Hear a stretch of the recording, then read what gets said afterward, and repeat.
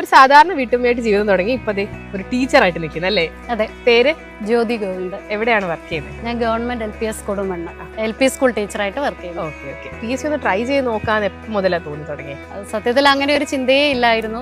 ഞാൻ husband ആർമിയിലായിരുന്നു work ചെയ്യുന്നത്. അപ്പോൾ ഹസ്ബൻഡിന്റെ കൂടെ പുറത്തായിരുന്നു. അപ്പോൾ അവിടെ നിന്ന് വന്നിട്ട് മോൻ്റെ പഠിത്തമൊക്കെ ആയിട്ട് അങ്ങനെ പോയി പഠിക്കാൻ അടുത്തുള്ള ഒരു സെൻറ്ററിലാണ്, സത്യത്തിൽ ഒരു ലൈബ്രറിയിലാണ് തുടക്കം എന്ന നിലയിൽ തുടങ്ങിയത്. അവിടെ ഒരു 5-6 മാസം പോയപ്പോഴാണ് നമ്മുടെ ടിപ്സിനെ കുറിച്ച് കേട്ടത്.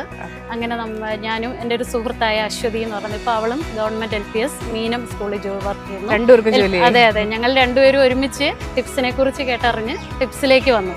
അതാണ് നമുക്ക് പ്രയോജനകരമായത്. മൊത്തത്തിൽ എത്ര വർഷത്തെ ഹാർഡ് വർക്ക് ഉണ്ട് ഈ ജോലിക്ക് പിന്നിൽ? സത്യത്തിൽ 2 വർഷത്തോളമേ ടിപ്സിൽ നമുക്ക് പഠിക്കാനായിട്ട് സാധിച്ചുള്ളൂ. അപ്പോഴായിരുന്നു കോവിഡിന്റെ ആ സിറ്റുവേഷൻ വന്ന് ടിപ്സിൽ നിന്ന് തന്നെ ഓൺലൈൻ ക്ലാസ്സുകൾ തരുന്നുണ്ടായിരുന്നു. നന്നായിട്ടുള്ള ക്ലാസ്സുകൾ, നല്ല അധ്യാപകരും എക്സാം ഓറിയന്റഡ് ആയിട്ടുള്ള നല്ല ക്ലാസ്സുകളും എക്സാംസും പിന്നെ റിവിഷൻസും സൈക്കോളജി എന്ന് പറഞ്ഞൊരു സബ്ജക്റ്റ് നമുക്ക് പഠിക്കാനുണ്ടായിരുന്നു. അപ്പോൾ അതിന് പ്രത്യേകമായിട്ട് നല്ല അധ്യാപകരെയൊക്കെ കൊണ്ടുവന്നിട്ട് നമുക്ക് കൃത്യമായിട്ടുള്ള ക്ലാസ്സുകൾ തന്നിരുന്നു. ഓൺലൈൻ ക്ലാസ് കിട്ടുന്നുണ്ടായിരുന്നു ടിപ്സിൽ. അപ്പോൾ അതുകൊണ്ട് നമുക്ക് എല്ലാവരും വീട്ടിൽ തന്നെ ഉള്ളത് കൊണ്ട് അത് എല്ലാ തരത്തിലും അദ്ദേഹവും കൂടെ ഹെൽപ്പ് ചെയ്തിരുന്നു. അപ്പോൾ അങ്ങനെ പഠിക്കാനായിട്ട് പറ്റി.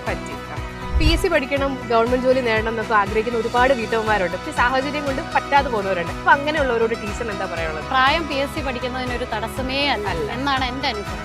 ഉറപ്പായിട്ടും ഒരു ജോലിയോടുകൂടിയേ പുറത്തേക്ക് പോകാൻ ഒരു സഹായിക്കും. അത്ര അധ്യാപകരും അവിടുത്തെ സ്റ്റാഫ് ആണെങ്കിലും എല്ലാവരും വളരെ നന്നായിട്ട് നമ്മളെ അതിന് ഹെൽപ്പ് ചെയ്യും. അപ്പൊ ശരി, thank you. Okay, thank you.